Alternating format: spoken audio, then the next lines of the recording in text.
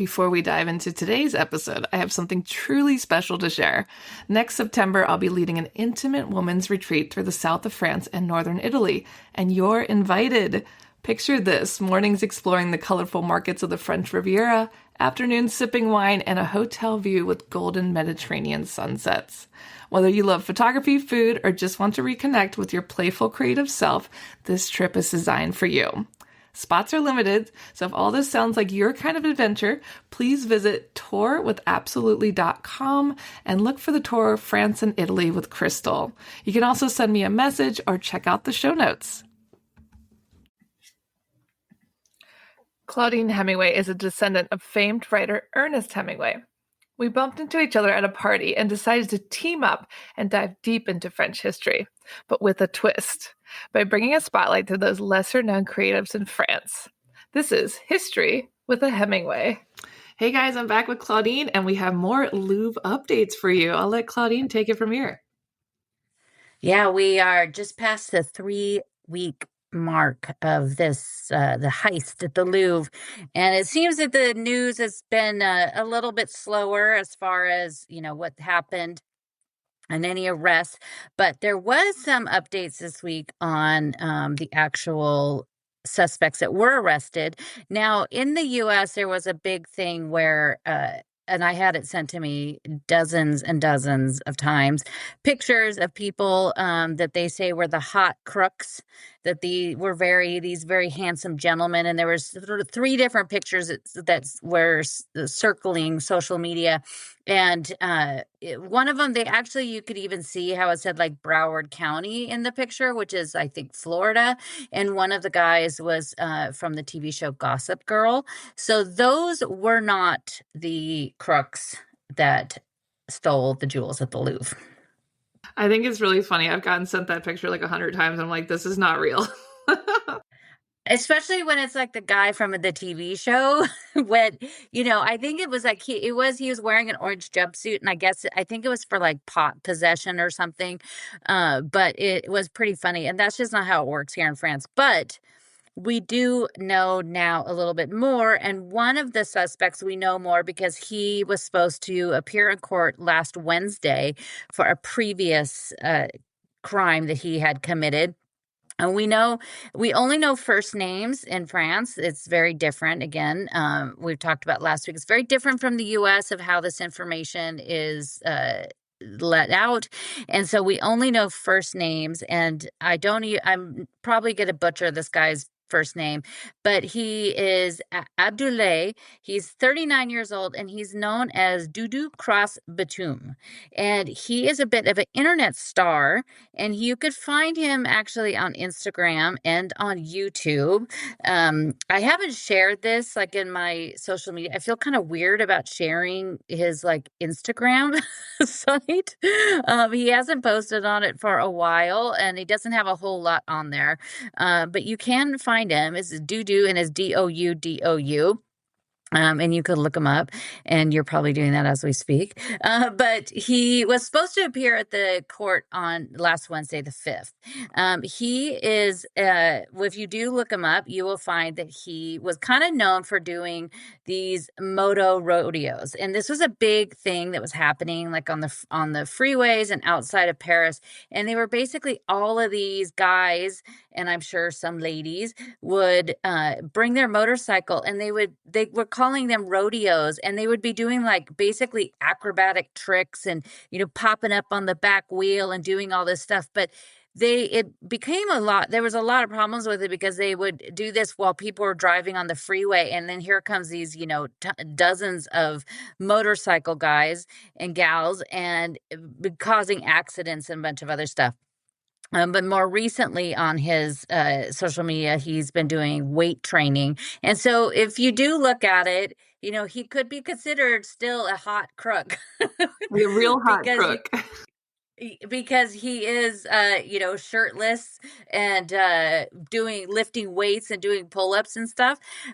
He wears this bandana around his head, and Anybody can remember like what Tupac would always kind of wear, how he would wear his bandana? He kind of looks a little bit like that. And then one of his songs he has on a video is a Tupac song.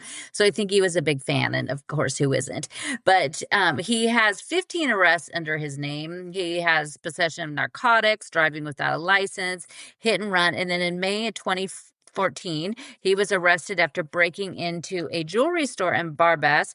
He and two other gentlemen were carrying fake rifles and fled on a T-Max scooters, which should sound very familiar because that is how they left the Louvre. He was arrested for that and served 3 years in prison. And then one of the other men that was arrested for that crime, Slimane K, was also arrested for the Louvre heist and was one of the drivers of the scooter. I love that, like, there's so much to unpack here. Like, I feel like this could be like a Netflix series. Like, there is, I mean, it really is just making this as, if somebody isn't, at this time writing the screenplay for this situation, I'm sure there's dozens of people. But in March of 2019, a safe was broken into and it was robbed of 18,000 euros it was a safe in like a parking lot office.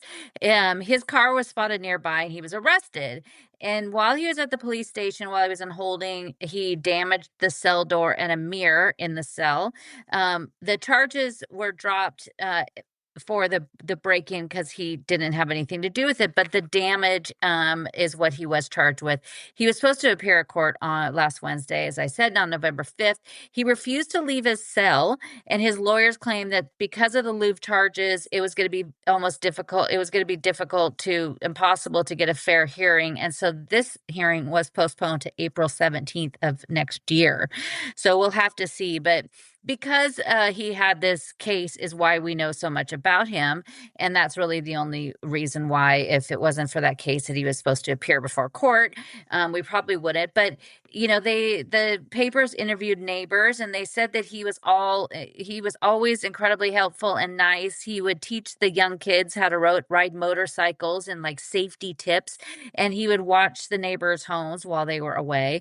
And they all knew about his criminal past. And he was a father, and he was with, I believe, the same woman for quite some time that he had a few kids with. There's no information on how many. But he did, while in custody, since he's been arrested for the Louvre crime, he admitted being part of it. At first, he and the other gentleman that he knew, they said they thought the Louvre was only the part around the pyramid, and they didn't even think it was open that day. And they tried to say they didn't know anything about it, but later said, they had been involved with it, but they do say that they were acting at a higher level. So somebody above them, obviously, is what we pretty much think is happening.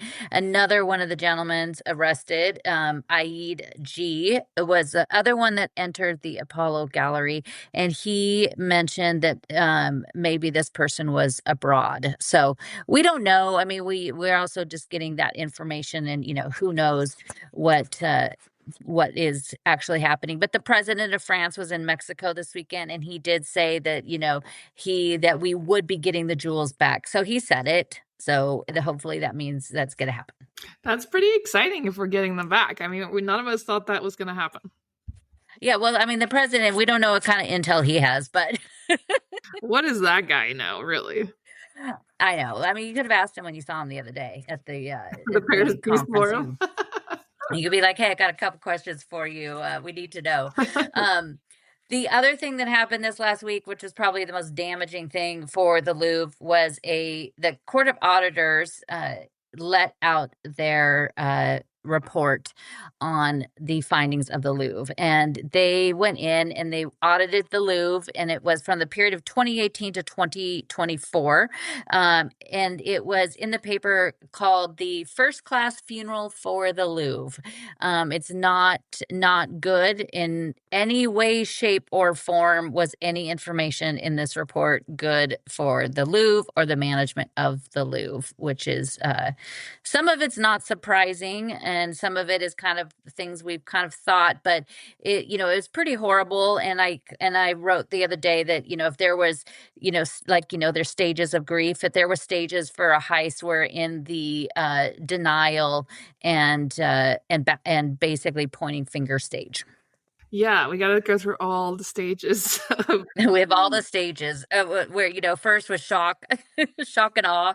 But it is said it was underinvestment in the maintenance and upgrade work. The report, as I said, was for 8 years. It was a 2018 to 2024, so 6 years. Of that time, Jean-Luc Martinez, he was the director for 3 years and 8 months. And then you had Laurence Descartes for 4 years and 2 months. So she actually is, a little bit more of that period of time. Of the 100, they spent 105 million euros in acquisitions over this period of time. That's 2,754 pieces. A lot of those are designs and like engravings, and so those are things that nobody ever sees unless you ask to go into that section to view things. And then 63.5 million in museum redevelopment. So that is how they are building the new Byzantine section, how they are already updating the Islamic section, which hasn't even been open for I think it's 12 years as it's been open. So they're putting a lot of money into that kind of stuff, and not working on the stuff that they should be. So the buildings maintenance and renovations, technical issues, safety, and security are all at the detriment of that. Only 26.7 million was used for essential work on the building, which is, again, not fantastic. And then 59.5 million for heritage restoration is largely insufficient for that. Only 10% of the whole budget is for the technical master plan. And so it's not great. On November 11th of 2024, 2 days after the Geo exhibit opened in the Pavillon de Sully, it was closed because there was a water leak from the ceiling, and that section of the Louvre is still not open, and we're getting close to 2 years. So they, I think they did some patching up, but they still have never reopened that section. So the Nouvelle Renaissance project, the new Louvre, which was what was announced earlier this year, but it's been talked about for the last 2.5 years. It was originally going to be about 800 million euros. So it's going to be about half of that was going to go to building the new space for the Mona Lisa and a new exhibition area. And then the other half of that was to create a new entrance back at the colonnade. So you'd come in through the colonnade, you could get right in to see the Mona Lisa. That is now going to exceed 1.1 billion euros. That is more than what it took to restore Notre Dame. Wow, that's insane. Yeah. So that all of that could be on hold. There's talk about, should they even be doing that if there's this massive infrastructure of the Louvre itself that it needs help and attention. So it's but one of the big things about that is the Mona Lisa. But so maybe they could do half of it. Maybe they don't need to do the other exhibition space at this time. I mean, moving the Mona Lisa, I think, is something that is really high up on the list. But at the same time, I don't think we need to be doing vanity projects of updating areas when, the literally the building is leaking, and security is a big problem. But, this is also, we don't know every little tiny detail of everything that is happening. The report was 142 pages. And I went through a lot of it. It's incredibly detailed for something that they put together in just, 2.5 weeks. It's crazy how detailed it is. The Louvre gets 300 million over that period of time from the Louvre Abu Dhabi. That's the license agreement that they pay the Louvre for the use of their name. 124 million in ticket revenue and 20 million from donations. And of that, 20% of the ticket revenue is supposed to go to new acquisitions, and they are the Court of Auditors is saying, nope. I think maybe you need to put that towards something else. I don't think you need to keep buying things. They feel that the Louvre paid more for things than they should have, so they could have got things for less money. And of those over 2,000 items, one out of every three is actually on display. Yeah, that's the thing is all this stuff is sitting in a warehouse and no one's even seeing it. Like maybe stop buying stuff and shop your closet, Louvre. Yeah, exactly. I mean, some of it is, I mean, there are pieces that, that maybe it's of a triptych and they already have two of the pieces and they found the third piece and they have that completes it. Like that stuff is amazing for them to have. They do get a lot of stuff that's donated. The other part of the report that hasn't been fully released yet is about the people that, the donors and the patronage and the, Amida Louvre group, because, as a member of the Louvre, that also they end up purchasing a lot of even more than probably that 2,000 pieces over these last 8 years has probably come through that way. And they're now saying that maybe that money isn't being used correctly. But it is, it's amazing to see. And there were so many details on this report. I almost printed it out until I realized it was 141 pages, but it's, I mean, the details on it is pretty amazing. The Louvre has put more attention on creating these new departments and reconfiguring things. And, when everything about the heist comes down to the problem with security. The security wasn't there. The outside cameras were not there. So they had an emergency board meeting the day after this report came out. And so they released a press release from that saying that they know that there's immediate creation of a security coordinator position that's going to answer to the Minister of Culture. There's also going to be permanent cameras installed on the outskirts of the building and increased patrol as well. And then a 20% increase in the budget for staff training, but there's no mention of hiring any more people, which is a big problem. Yeah. Oh my gosh. And the fact that they did this in 2 weeks, like you said, is incredible. They were like, okay, we got to get this done, guys. Like stuff's going on. Yeah. Yeah, it's kind of crazy. So the Louvre is so the every day of the week or the during the week, so Monday and then Wednesday through Friday, there's different portions of the Louvres that are closed because of staffing. So usually that affects the Richelieu and the Sully wing because those are the sides that are less visited, and those are my favorite sides. But they do that because they need the people in other rooms. So on the weekends, everything is technically supposed to be open, and I go in there all the time and find things closed all the time. Like I could be every single weekend, areas that are supposed to be open are closed. And this is outside of things that are being worked on. Like just today I was in there this morning and there was part of the Richelieu wing on the side that has where there's like the Limoges pieces. Those now have huge walls up, and 3 of those rooms are now closed off, and that wasn't like that last week.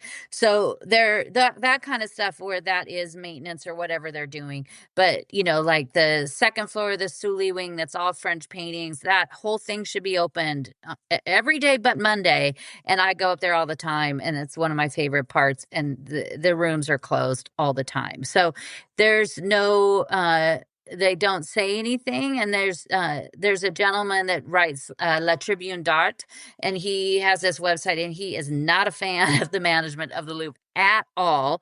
And he goes in there all the time, and they check to see what is open, and then say, people are paying these, high ticket prices to go see that, and there's areas closed all the time. So, but, they do have, there's today when I was there in front of the Galerie d'Apollon, which is still closed off, there is a wall there and stanchions, and the sign that says don't take pictures is back up. It seems to be every other day today that it's actually up. But there's like 4 staff members there, and I went up there first thing. So I'm in there at like 9:05, and probably the first person they saw that isn't working there. And they're just hanging out, having a chat. Yeah, I mean, I feel like it's like a lot of people work in museums, they don't make that much and they're just kind of No. like, whatever.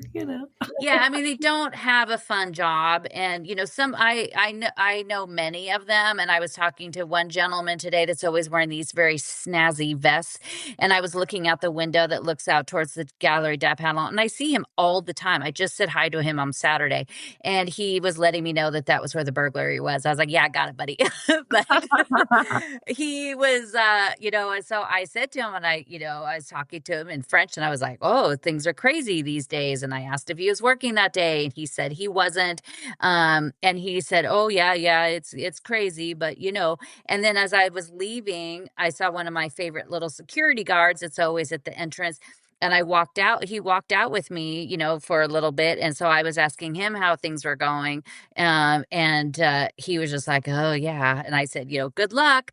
But another interesting thing that came out this weekend because of this gentleman, DDA, was that the Louvre management on Friday had released, he was given and leaked this letter that Laurence and the management wanted every employee to sign, basically saying in lack of a better term, pledging their allegiance to her, and saying that that they are after this horrible thing, and that you won't talk about this and all this stuff. And it's not great, because that it doesn't look good, because then if you don't sign it, then what? Like, they're gonna know who doesn't sign it. So there's supposed to be something in the paper today, and as of we're recording this at 3 o'clock on Monday afternoon, so we give you the most up-to-date information. It's still not out from the time we were recording, so I keep watching to see what this new something in the paper is going to be, and they keep teasing at it, so we'll see. So make sure to follow me on Instagram. But when they first did when earlier in the year, there was a leaked letter in January that was, just, and I'll say quote unquote leaked, because it was very timely with how this was done. And the director, Laurence, had written it to the Minister of Culture and was saying that, the degraded spaces, there's lack of food options, there's lack of sanitary services, and then the issue with the Mona Lisa. But this is all because of a lack of money. There's no mention in that at any time of security. And I even went back, I searched for like a few hours this weekend to go through past radio interviews, articles, anything. There was even an article about a day in her life in 2022 when she started September 1st, 2021. They had spent with her right after that. She never ever mentions security as a focus ever. And now she's trying to say, "Oh, I've been bringing it up this whole time. I've been telling you that this is an issue." So she's getting a little defensive about it. And so it's kind of like, well, from everything we're finding, you don't mention it. Do you think it was just like internally though? Maybe. I mean, I'm sure that there's not, I mean, obviously there's things that we don't see.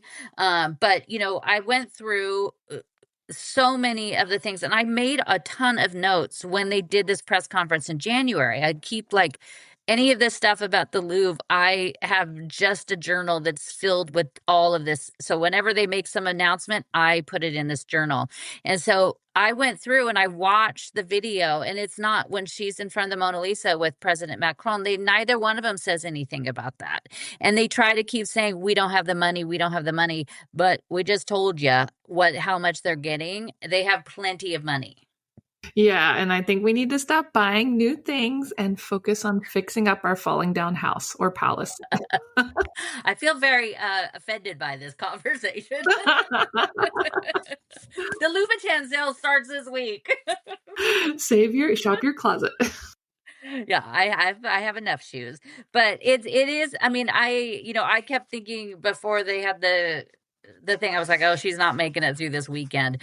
But so far she's still there. She's still in her job. And from the insider report I saw, they all of the directors and the people in charge of departments have all signed this pledge of unity with her. So she's you've met her before. She's a very, very nice person, but I think she's very shy and quiet. So she keeps herself very isolated with only her top few people around her. And I also have that as information from people that work there and work, inside the Louvre. And that's probably not helping the situation right now when they also say, okay, we need everybody to unite, with us. The staff is pretty upset, and now they have more firepower behind them because of this report. I went there this morning to go in, just to do some research on two things, and it was 9 o'clock and it still wasn't open. It opened about 10 minutes after 9. And that's probably going to start happening a lot if you're going to be coming to Paris. And I'm going to imagine this is going to happen around Christmas, because that's when it gets really busy again. Just be prepared for there to be strikes, late openings, or maybe not even opening at all, because the staff is pissed off. Well, we have lots to look forward to, guys. So make sure you guys keep following Claudine for the latest updates. ClaudineHemingway.com. You can follow her on Instagram, and make sure you tune in next week. Thanks for listening today, guys. If you're interested in learning more about Claudine, her tours, history, and the beautiful photographs that she posts all over Instagram, tune into her website, ClaudineHemingway.com.